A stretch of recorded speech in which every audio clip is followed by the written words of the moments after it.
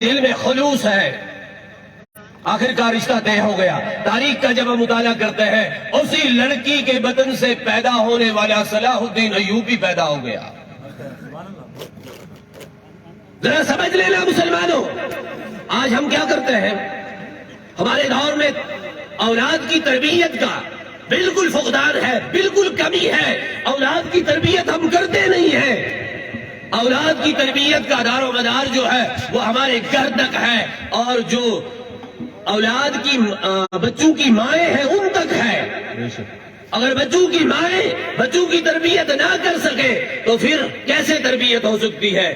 آج دیکھیے، مجھے بتاؤ، جو بچے کی ماں، جو بیٹی، جو بہو یا جو بھی عورت ویسی ٹائٹ پینٹ اور شرٹ لگا کے جیسے یہودیوں کا لباس ہو یا ویسے برے لوگوں کا لباس ہو جو دین کے دشمن ہے، ویسے شہروں میں چلے، ویسے بازاروں میں گھومے، ویسے آوارہ پھرے، بتاؤ اس کے بطن سے ایسا بچہ پیدا ہو سکتا ہے جو دین کا وفادار نکلے؟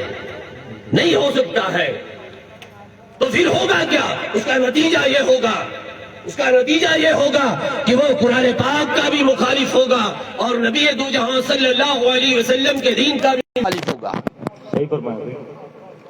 الحمدللہ میں نے بڑی تحقیق کے بعد، تقریباً 1 سال کی تحقیق کے بعد، میں نے 10 نکات کو جمع کیا ہے، 10 نقطوں کو جمع کیا ہے، اور ان نکات، وہ نقطے کیا ہے؟ الہاد پھیلنے کے 10 نقطے۔ الہاد، منکریت جو لادینیت ہے کیسے پھیلتی ہے، اس میں سب سے پہلا نقطہ جو میں نے کاؤنٹ کیا ہے وہ یہ ہے، اگر ماں دیندار نہیں ہے تو بچہ دیندار کبھی نہیں ہو سکتا ہے، اگر باپ دیندار نہیں ہے بچہ دیندار نہیں ہو سکتا ہے۔ اور دوسرا نقطہ ہمارے غالی کوچوں کا ماحول ہے۔ اس پر الحمدللہ مقالات رضویہ چھپی ہوئی ہے، انشاءاللہ وہ پبلش ہونے والی ہے، آپ کے سامنے پہنچے گی۔ 10 نکات کو آپ پڑھیے، سوشل میڈیا میں بھی آپ دیکھ سکتے ہیں کہ ہم نے 10 نکات کو اجاگر کیا ہے، 10 نکات کو ظاہر کیا ہے، اور ان کو دیکھ لیں۔ مگر پہلا نقطہ جو ہے وہ والدین کی تربیت کے لیے اس کی ماں ہے۔ بے شک، حق ہے حضرت، بہت خوب۔ اب دیکھیے مدارس اسلامیہ کے، آج ہمارے مدارس میں 4، 5، 10 بچے ہیں۔ آج ہمارے مدارس میں 10، 20 یا 30 بچے، اور جب مسلمانوں کی بستی کو دیکھا جاتا ہے تو 200، 300، 400 گھر۔ بڑی عجیب بات ہے، کیا معاملہ ہے؟ وجہ کیا ہے؟ دین کی رغبت ہمارے دل میں نہیں ہے۔ ذرا اس جذبے کو لے کر کے چلے، ہم اپنے بچوں کو دین سکھائیں گے انشاءاللہ۔ اب رہی بات یہ، جو ملحد ہوتے ہیں، ملحد کا پہلا نشانہ، یہ تصویر کا پہلا رخ میں بتا رہا تھا، دوسرا رخ جو ہے ملحد کا پہلا نشانہ مدرسہ ہوتا ہے۔ ملحد کا پہلا نشانہ مدرسہ ہوتا ہے، وہ مدرسے کو پہلی فرصت میں نشانہ بناتا ہے، اس لیے کہ مدرسے سے دیندار لوگ نکلتے ہیں، اور ملحد تو یہ چاہتا ہی نہیں ہے۔ بہت خوب۔ بہت سارے لوگ کہتے ہیں کہ مدارس نے ہمیں کیا دیا۔ میں بتا دیتا ہوں، جس مدرسے کے جلسے میں ہم شامل ہیں، اس مدرسے نے ہمیں کیا دیا۔ بہت سارے لوگ کہتے ہیں نا، بڑے لوگوں کے ذہنوں میں یہ بھی سوال اٹھتا ہے، کیا دیا مدرسہ عثمانیہ جلال القرآن نے؟ آئیے میں سر عام کہتا ہوں، لائیو کہتا ہوں، اگر آپ مدرسہ عثمانیہ جلال القرآن نے جو دیا ہے اس کی قدر کریں گے، میں کہتا ہوں کہ اللہ کا فضل شامل حال ہوگا انشاءاللہ۔ دیکھیے میں بتا دیتا ہوں کیا دیا۔ مدرسہ عثمانیہ جلال القرآن سے ایک بچہ فارغ ہوا تھا ہمارا، ایک غریب گھرانے کے ساتھ تعلق رکھنے والا، حافظ یہاں پر کیا، 7 یا 8 مہینے میں دور کیا، حافظ قرآن کر کے 7 یا 8 مہینے میں دور کیا، جموں کشمیر کے ٹاپر جو حفاظ ہیں ان میں شامل ہو گیا۔ سبحان اللہ، سبحان اللہ۔ تو پھر لوگ کہیں گے مدرسہ عثمانیہ نے کیا دیا؟ جو آج کہتے ہیں مدارس ہمیں کیا دیتے ہیں، وہ آ جائیں، میں اپنے مدرسہ عثمانیہ جلال القرآن کے بچے کو ایک طرف کھڑا کر دیتا ہوں، وہ بھی بولے گا آدھا گھنٹہ، وہ بھی بولے گا آدھا گھنٹہ، وہ بھی بولے گا۔ دیکھتے ہیں کسی جج صاحب کو بٹھاتے ہیں، کسی اچھے انسان کو بٹھاتے ہیں، اس کی غلطیوں کا بھی اندازہ کیا جائے گا اور اس کی غلطیوں کا بھی اندازہ کیا جائے گا۔ بچے کے بولنے میں زیادہ غلطیاں ہیں یا اس کے بولنے میں زیادہ غلطیاں ہیں جو رات دن کہتا ہے مدرسے نے کچھ نہیں دیا؟ بے شک۔ مسلمانوں ذرا سوچ لو، یہ مدارس اسلامیہ جو ہے نا، یہ مدارس اسلامیہ جب تک آباد ہے مسجدیں آباد ہے، یہ مدارس اسلامیہ جب تک آباد ہے ہمارے گھر آباد ہے۔ یہ مدارس اسلامیہ کی مخالفت سب سے پہلے کس نے کی ہے آپ کو پتا ہے؟ ایک تحریک چلی تھی، ٹائم بڑا کم ہے، میں بس انہی الفاظ کے ساتھ میں فوراً انشاءاللہ، لیکن ایک چند باتیں میں آپ سے کرتا ہوں۔ سب سے پہلے مدارس اسلامیہ میں مدارس اسلامیہ کے خلاف جو قدم اٹھایا تھا برے صغیر میں، وہ ایک مردود شخص قادیانی نے اٹھایا تھا۔ بالکل حق ہے۔ جب تاریخ کو دیکھا جائے، قادیانی نے مدارس اسلامیہ کے خلاف قدم اٹھایا تھا، اور وہ قدم کیسا تھا؟ اس نے مدارس کے خلاف نہیں بلکہ اس نے مولویوں کو حلوہ خور کہنا شروع کر دیا۔ مدارس کے خلاف بات نہیں، کیونکہ لوگ تو مدارس کے ساتھ محبت رکھتے تھے، لیکن بعض مولویوں کے ساتھ تو محبت نہیں ہوتی ہے نا، کبھی مولوی کے ساتھ محبت نہیں ہوتی، کبھی ہوتی ہے کبھی نہیں ہوتی ہے، یہ چلتا رہتا ہے دنیا کا سسٹم۔ تو اس نے لوگوں کو مولویوں کے خلاف ابھارنے کی کوشش کی، اور سب سے پہلا قدم اس کا یہ تھا کہ یہ مولوی جو ہے یہ حلوہ خور ہیں، آپ سے لیتے ہیں کھاتے ہیں۔ تو پھر ایک مرد مجاہد نکلا، ایک مرد مجاہد نکلا، جب برے صغیر ایک ہی تھا، قصور شہر کا رہنے والا، قصور شہر کا رہنے والا، اس نے ایک کتاب لکھی، وہ کتاب آج بھی عربی میں، انگلش میں، ہندی میں ہماری اور اردو میں ہماری لائبریری میں موجود ہے۔ اس کتاب کا نام ہے فتح رحمانی۔ علماء کرام کی توجہ چاہتا ہوں، فتح رحمانی کتاب کا نام ہے، لکھا فتح رحمانی علی رد قادیانی۔ اس میں ایک باب بنا، کہا کہ جو یہ قادیانی مولویوں کو حلوہ خور کہتا ہے، یہ حرامی خود کوئی اعلان کرنے والا ہے، یہ گمراہ ہے، بدترین ہے۔ لیکن ہوا کیا؟ 10 سال تک علامہ غلام دستگیر قصوری، علماء کا نام بھی یاد رکھا کریں، اعلیٰ حضرت کے پائے کے عالم تھے۔ کیا بات ہے، زندہ باد زندہ باد۔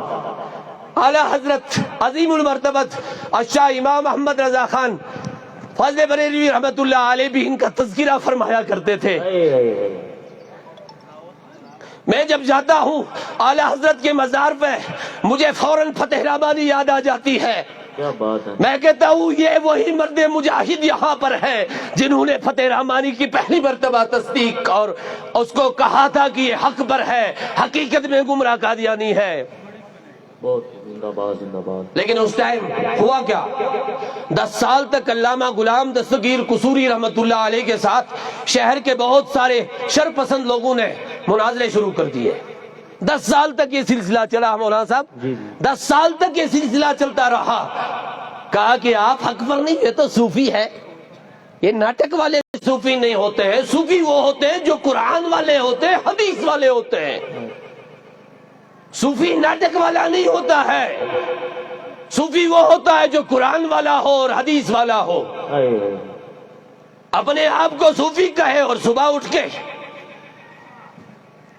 جی جی جی، یہ سب کام صوفیوں کا نہیں ہے، یہ صوفیہ کا کام نہیں ہے۔ آج بھی وہ چیزیں موجود ہیں، آج بھی میں چند باتیں کر کے رخصت ہو جاتا ہوں، آج بھی وہ چیزیں موجود ہیں۔ سوشل میڈیا میں ہمارے جماعت اہل سنت کے ایک مایہ ناز مفتی جن کا ہم ادب و احترام کرتے ہیں، مفتی فاروق حسین مصباحی دامت برکاتہ العالیہ، پنج کی سرزمین کے رہنے والے، ان کے خلاف کسی نے ایڈیٹنگ کر کے ویڈیو بنا دی۔ اللہ اکبر۔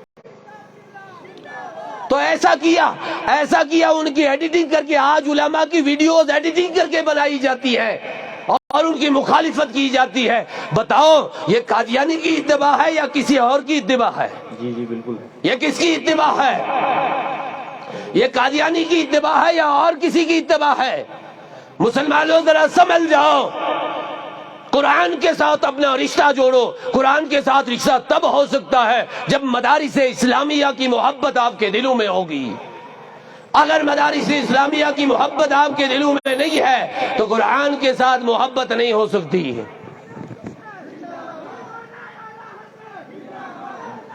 کم از کم اتنی بات تو ہمیں سوچنی چاہیے. الحمدللہ علماء کرام تشریف فرما ہے تو ہمیں ان کا استقبال کرنا چاہیے. ماشاءاللہ جماعت اہل سنت کے ایک مایہ ناز خطیب، اللہ تعالیٰ ان کو عمر خضر عطا فرمائے، حضرت مولانا عبدالحمید نعیمی صاحب قبلہ تشریف فرما ہے. یہ پنج کی سرزمین سے تعلق رکھتے ہیں.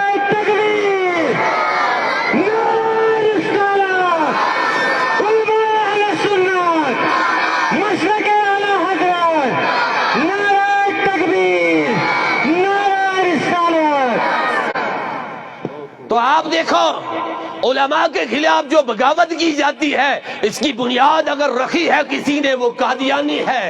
بالکل. پھر بعد میں کیا کیا؟ 10 سال کے بعد اسے اعلان نبوت کیا. آپ اس کی کتب کو دیکھیے گا، میں خلاصہ عرض کرتا ہوں، سب پڑھے لکھے لوگ ہیں.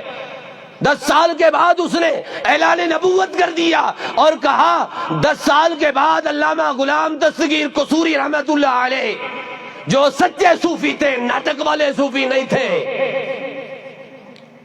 ان کی وہ بات سچ نکلی اور ثابت ہوا کہ یہ کوئی دعویٰ کرنے والا تھا، اس نے نبوت کا دعویٰ اعلانیہ کر دیا. لیکن پہلے کیا کہا اس نے؟ بات یاد رکھنا، پہلے کہا یہ مولوی حلوہ خور ہوتے ہیں، جو بات ابھی تک دہرائی جاتی ہے. اللہ تعالیٰ رحم فرمائے اور ہم سب کے ایمان کی حفاظت فرمائے. ہمیں چاہیے سب کہیں ہاتھ اٹھا کے انشاءاللہ ہم مدارس سے محبت کریں گے، انشاءاللہ مدارس اسلامیہ سے محبت کریں گے، انشاءاللہ اپنے بچوں کو تعلیم دیں گے، انشاءاللہ بچیوں کو بھی تعلیم دیں گے، انشاءاللہ. اہل سنت و جماعت کا یہاں اس ہمارے ڈوڈا میں کوئی ایسا ادارہ بچیوں کا نہیں تھا. الحمدللہ بچوں کے ادارے تو ہیں لیکن بچیوں کا کوئی ادارہ نہیں تھا جہاں بچیوں کی تعلیم و تربیت ہو جاتی.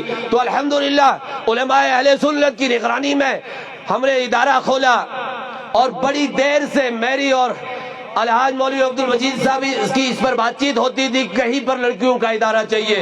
الحمدللہ آپ کا محبوب ادارہ ہے جامعہ فاطمۃ الزہرا، جس میں آج اللہ کے فضل و کرم سے 70 بچیاں مقیم ہیں امدادی.